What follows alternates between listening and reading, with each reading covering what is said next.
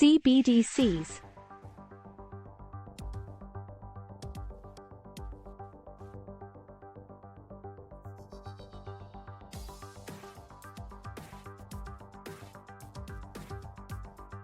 Explain how digital assets or CBDCs are being adopted by banks and their use cases in multiple countries and global economic trade and person-to-person transactions in a long description. ChatGPT. Digital assets, such as central bank digital currencies, CBDCs, have gained significant attention in recent years as financial institutions and governments recognize their potential to revolutionize various aspects of the global economy.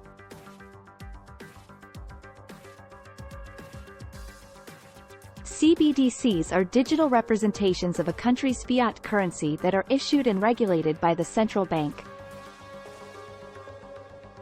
The adoption of digital assets, including CBDCs, by banks is driven by several factors. One of the key motivations is the increasing digitization of financial transactions and the need for a secure, efficient, and cost-effective digital payment system. By leveraging blockchain or distributed ledger technology, DLT, CBDCs offer improved transparency, traceability, and security compared to traditional payment methods. Different countries have been exploring the use cases and implementation of CBDCs. For instance, China has made significant progress in developing its CBDC, known as the Digital Currency Electronic Payment, DCEP. The DCEP aims to replace physical cash and reduce reliance on existing electronic payment systems. It has been tested in various cities, and the Chinese government has actively promoted its use in everyday transactions. In Sweden, the central bank has been working on an e-krona project to address the decreasing usage of cash. The e-krona aims to ensure that individuals have access to a digital means of payment issued by the central bank, even if commercial bank deposits are no longer widely used. CBDCs can also have significant implications for global economic trade. Cross-border transactions often face challenges such as high costs, delays, and complexities due to multiple intermediaries. By utilizing CBDCs, these transactions can be streamlined, reducing costs and settlement times. CBDCs can enable faster and more transparent cross-border payments, potentially facilitating international trade and financial inclusion. Moreover, CBDCs can enhance financial inclusion by providing access to digital financial services for individuals who are unbanked or underbanked. These individuals can benefit from a secure and convenient digital payment system, enabling them to participate more fully in the economy. In person-to-person transactions, CBDCs can facilitate peer-to-peer payments without the need for intermediaries. This can simplify transactions between individuals, businesses, and service providers, enabling real-time settlements and reducing costs. It's important to note that the adoption of CBDCs is still in its early stages, and various considerations need to be addressed, such as privacy, cybersecurity, scalability, and interoperability with existing financial systems. Central banks and regulatory authorities are actively studying and testing these technologies to ensure their viability and to address any associated risks. Overall, the adoption of digital assets, including CBDCs, by banks and their use in multiple countries and global economic trade has the potential to transform the financial landscape, improving efficiency, inclusivity, and security in digital transactions. Certainly, let's delve deeper into the continued adoption of digital assets, such as CBDCs, and their impact on various aspects of the financial system. 1. Monetary policy and financial stability. CBDCs provide central banks with more direct control over the money supply and the ability to implement monetary policy effectively. 1. By having a digital currency, central banks can monitor and influence transactions in real time, allowing them to respond swiftly to economic conditions and financial crises. 1. CBDCs can also enhance financial stability by reducing the risk of bank runs and promoting more resilient payment systems. 2. Financial intermediation. CBDCs have the potential to reshape the role of financial intermediaries. 2. With CBDCs, individuals and businesses can hold accounts directly with the central bank, bypassing traditional commercial banks. 2. This could lead to a more diverse and competitive financial landscape, as non-bank entities could offer payment services and compete with traditional banks. 2. However, the implications for commercial banks and their role in lending and credit creation need to be carefully assessed. 3. Cross-border transactions. CBDCs can facilitate faster, cheaper, and more efficient cross-border transactions. 3. Currently, cross-border payments often involve multiple intermediaries, resulting in high fees and lengthy settlement times. 3. By leveraging CBDCs, these transactions can be settled directly between central banks, eliminating intermediaries and reducing costs. 3.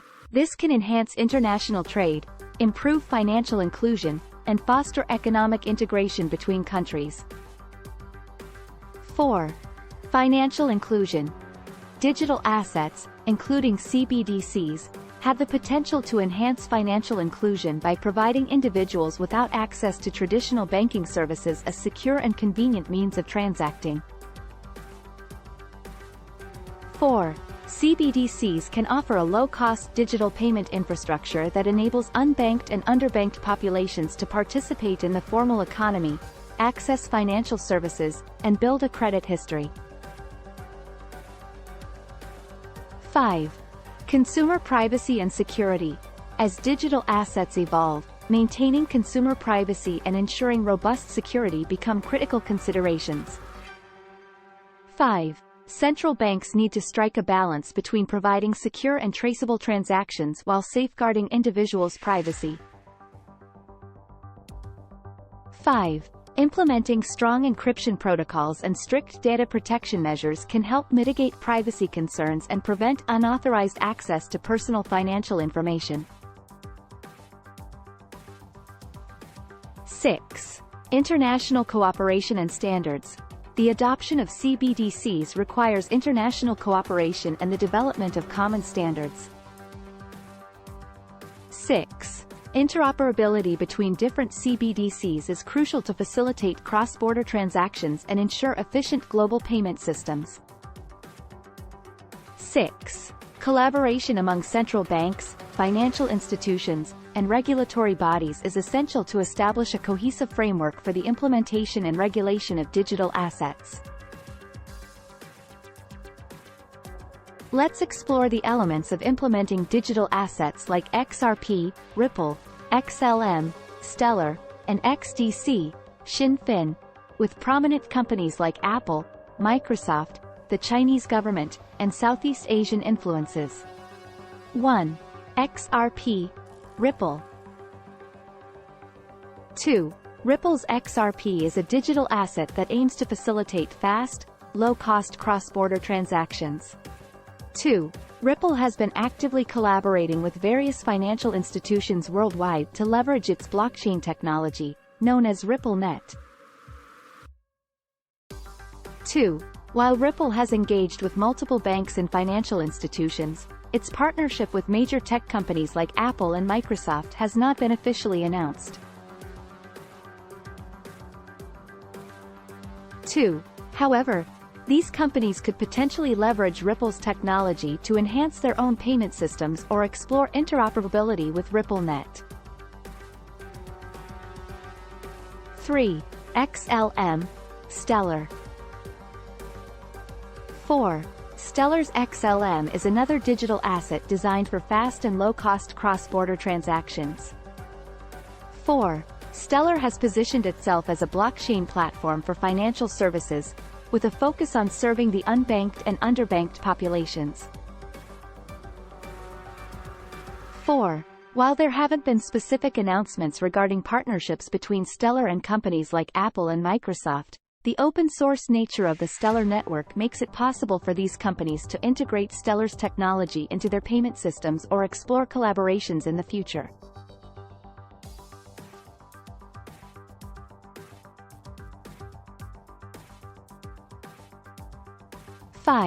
XDC.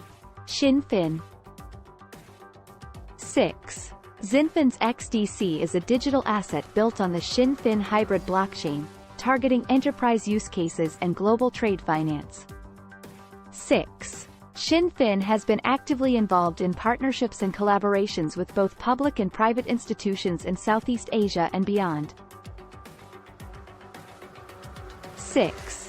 While there is no specific information about partnerships between XinFin and companies like Apple and Microsoft, XinFin's focus on trade finance and its potential to streamline cross-border transactions could attract interest from businesses operating in the global trade ecosystem.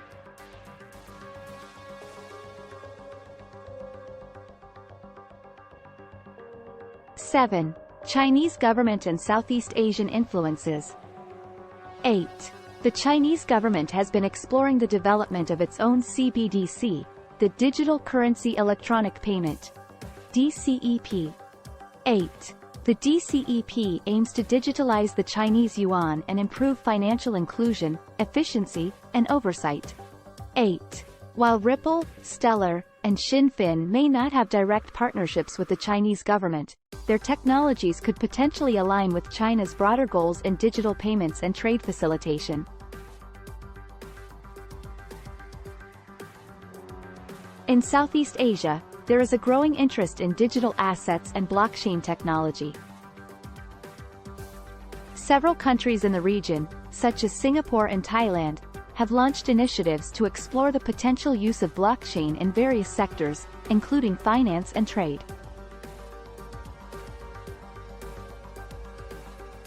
Ripple, Stellar, and XinFin could find opportunities to collaborate with companies in the region, particularly those involved in cross-border trade and remittance services.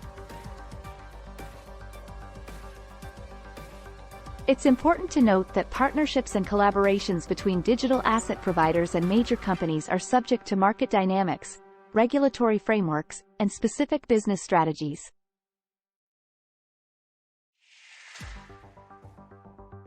While the potential for integration and collaboration exists, it is essential to closely follow official announcements and developments to ascertain the extent of such engagements.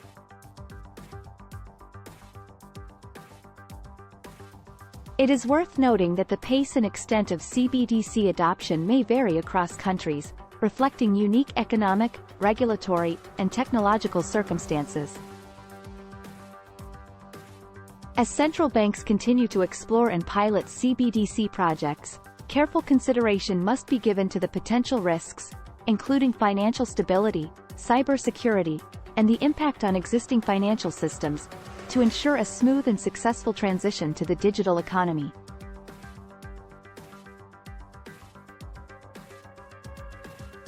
Thanks for watching.